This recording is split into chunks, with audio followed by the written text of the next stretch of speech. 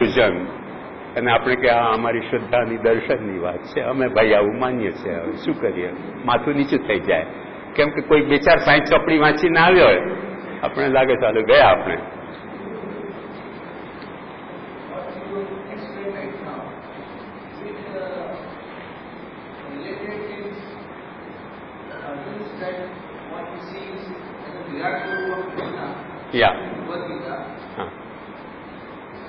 Bored.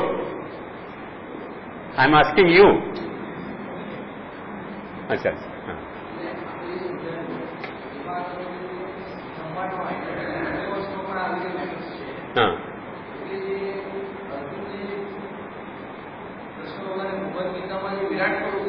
हाँ.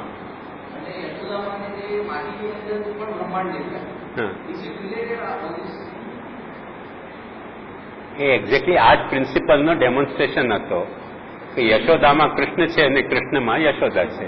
સ્પેસમાં અર્થ છે ને અર્થમાં સ્પેસ છે. એ જ તો છે ને કે યશોદામાં કૃષ્ણ છે ને કૃષ્ણમાં યશોદા છે. સ્પેસમાં અર્થ છે ને અર્થમાં મેટરમાં સ્પેસ છે ને સ્પેસમાં મેટર છે. That was a demonstration. આવી ખ્યાલમાં પણ આપણી વાત આપણે કહીએ તો આપણું માથું નીચું થઈ જાય કે હા ભાઈ શ્રદ્ધા છે અમારી. સાયન્સની વાત કહીએ તો આપણને થોડું કોલર અપ થાય કે હા સાયન્સની ડિસ્કશન થયું. એ આપણી મોડર્ન એજ્યુકેશનની પ્રોબ્લેમ છે. And we have to face it. We have to face it. Don't condemn science. It's a very wrong policy to condemn science. But you have to wait for science.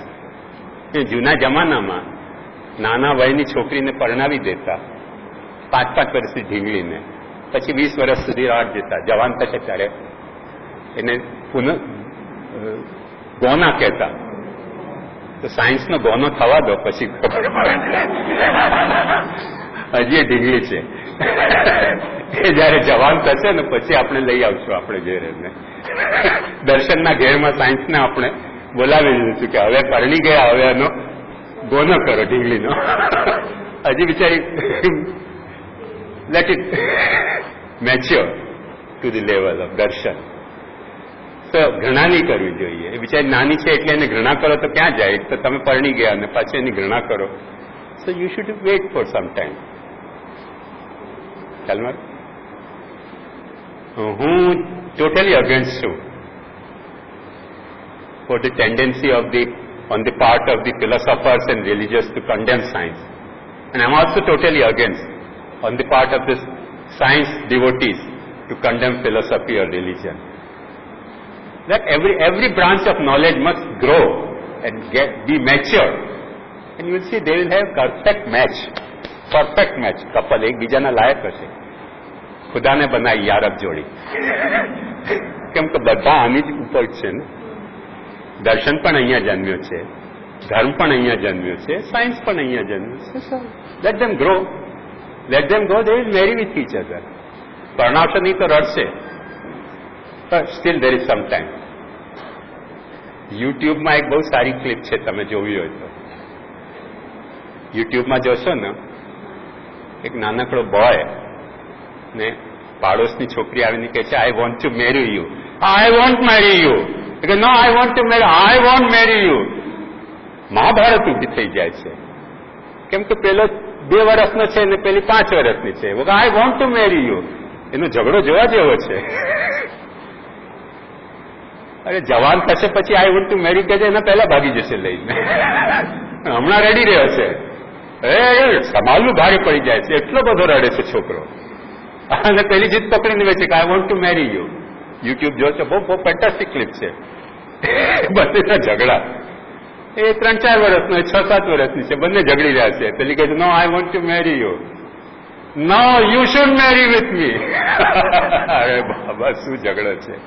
Both of you are immature. Let them grow. Let them grow. They will marry with each other. Science will marry with science and religion and philosophy. Philosophy and religion will marry with science. Let them grow. હમણાં ઝઘડો કરી રહ્યા છે કે no I want to marry, I am science. I am experiment, observation oriented. You are easy chair method. Arre, the hell with you are immature. Both of you are immature. That's why you are arguing such way. That's why you are fighting with each other. If you will grow, you will not ask permission of your parents. Run away. That's the reality. Got the point? So, આધાર એટલે આકાશ એક સમવાય કોઝની classification છે. સમવાય એટલે શું? કે જે વસ્તુ જ્યાં પેદા થતી હોય તેનાથી એને સેપરેટ ન કરી શકાતી હોય, એને ત્યાંથી સેપરેટ ન કરી શકાતી હોય. ફોર ઇન્સ્ટન્સ, ઘડો માટીમાં પેદા થાય છે. કેન યુ સેપરેટ ઘડો ફ્રોમ ધી માટી? નો. સો માટી ઇઝ સમવાય કારણ અને ઘડો ઇઝ સમવેત કાર્ય. ઉપાદાન ની બંને વેરાયટી હોય છે.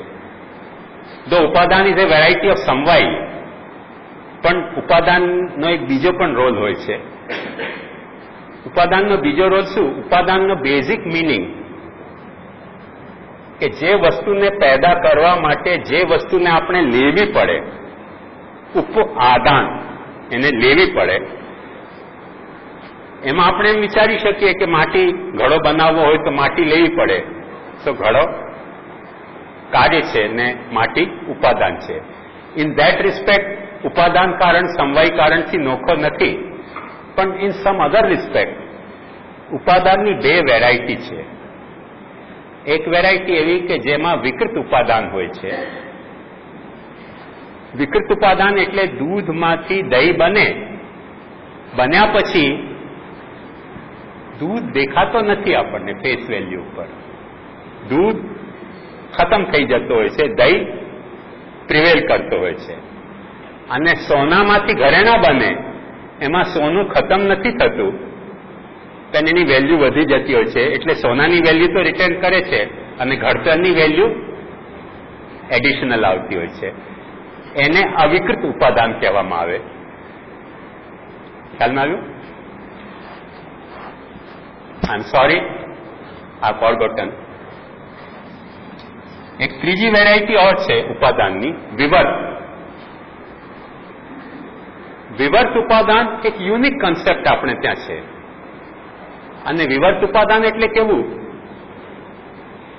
કે જેમ અંધારામાં દોરડા ઉપર આપણને સાપ દેખાય, અથવા થિયેટરમાં સ્ક્રીન ઉપર સીન દેખાય. Do you think that screen really transforms into the scene? No. Screen remains screen, yet scene appears. અંધારામાં દોરડા ઉપર સ્નેક દેખાય. Do you think that really that rope gets transformed into snake? No. It remains the rope, but yet it appears as a snake. So that sort of creation is a vivarto padan. I hope I have clarified the three types of upadan: vikrit upadan, avikrit upadan અને વિવર્ત ઉપાદાન. પછી નિમિત્ત, જેને Aristotle efficient cause કહેતો હતો, એના બે variety થઈ શકે છે. એક વેરાયટી, દાખલા તરીકે લાલ રંગનું તમે દોરડું લીધું અને એને તાના વાના વણ્યા, તો કપડામાં પણ લાલ રંગ પ્રકટ થશે કે નહીં? એ કપડાનો લાલ રંગ કોને આભારી છે? દોરડાના લાલ રંગને. નોખી રંગવાની લાલ રંગે જરૂરત નથી પડતી કપડાને, કેમ કે જો તાણાવાણાના જ લાલ રંગના હોય તો કપડા બાય ડિફોલ્ટ લાલ રંગનો પેદા થશે. એ સમવાય કારણ નથી. દોરડાનો લાલ રંગ કપડાના લાલ રંગનો સમવાય કારણ નથી, કે નથી ઉપાદાન કારણ. સ્ટીલ ઇટ ઇઝ કારણ. You cannot deny its causality. બીજું કરણરૂપ કારણ. એટલે જે કપડાં વણવાના જે સાંચા હોય કે ઢાંચા હોય, જે કંઈ એના ઇન્સ્ટ્રુમેન્ટ્સ હોય, એ બધા પણ તો કારણ હોય ને. એના વિના તાણાવાણા વણી કેમ શકાય? જેમ સ્કલ્પચર બનાવવું હોય તો ચીઝલ એનો એક ઇન્સ્ટ્રુમેન્ટ છે. એ બધા એફિશિયન્ટ કોઝ, જેને એરિસ્ટોટલ કહેતો હતો, તેને આપણે ત્યાં કરણરૂપ ઉપાદાન કહેવામાં આવે છે. These are all metaphysical causes classified by Indian philosophy. Yes.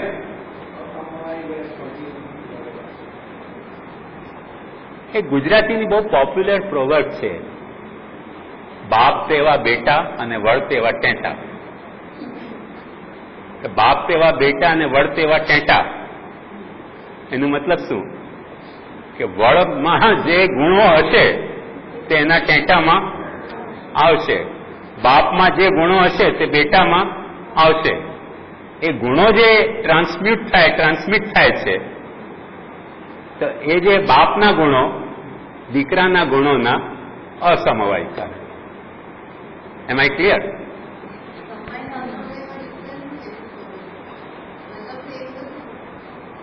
Yes, fine. સમવાયનું મતલબ શું? ડેફિનેશન લખી લો. યત સમવેતમ કાર્યમ ઉત્પદ્યતે તત્ સમવાયી કારણમ.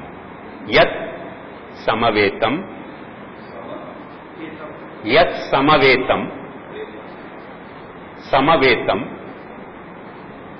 કાર્યમ ઉત્પદ્યતે તત્ સમવાયી કારણમ.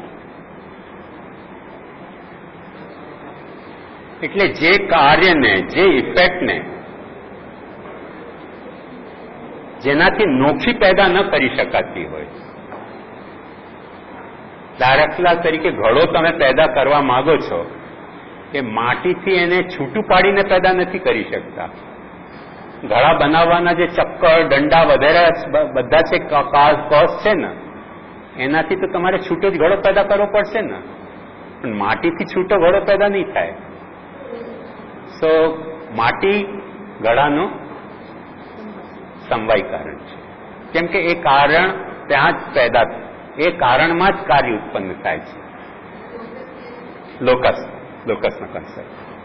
યત સમવેતમ, જે લોકસમાં જે રિઝલ્ટ આવતો હોય તે તેનો સમવાયી કારણ. ફોર ઇન્સ્ટન્સ, આનો કાઉન્ટર એક્ઝામ્પલ હો, કે છાશને વલોવીને તમે માખણ કાઢી શકો અને છાશથી એને છૂટું પાડી શકો કે ન પાડી શકો? પાડી શકો ને, છૂટું પાડી શકો છો. પણ ઘડાને તમે માટીથી છૂટું પાડી શકો? ત્યાં ડિફરન્સ રિવીલ થઈ જતો હોય છે કે છાશ જે છે તે માખણનું ઉપાદાન કારણ છે, પણ સમવાયી કારણ નથી. કેમ કે જો સમવાયી કારણ હોય તો માખણમાંથી છાશ બહાર કાઢી શકાય જ નહીં. તમે શું કરો છો? વલોવીને માખણ તરીને ઉપર આવે, બહાર કાઢો.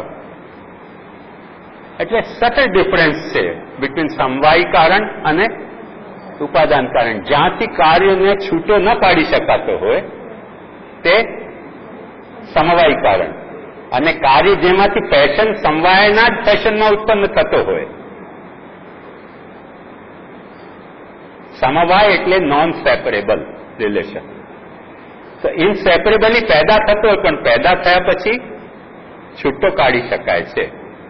તેથી એ સમવાયી કારણ નથી, પણ ઉપાદાન કારણ છે. ફોર ઇન્સ્ટન્સ, એવરી મધર, નાઉ ટેલ મી, છે સમવાયી કારણ or ઉપાદાન કારણ ઓફ હર ચાઇલ્ડ? ઉપાદાન કારણ. There you are. Because immediately after the delivery, child can be separated from the, જે માખણની જેમ છાશમાં ભળેલો હોય તેમ ચાઇલ્ડ જે છે તે માતાના વૂમ્બમાં એવી જ રીતે ભળેલો હોય છે. In all respect, immediately after the delivery, it can be separated from mother. So mother is an upadan karan, but not samvai karan. Distinction ખ્યાલમાં આવ્યું ને? It's a subtle difference, but quite clear difference. કે સમવાય કારણ અને ઉપાદાન કારણમાં આટલો subtle difference છે. Yes.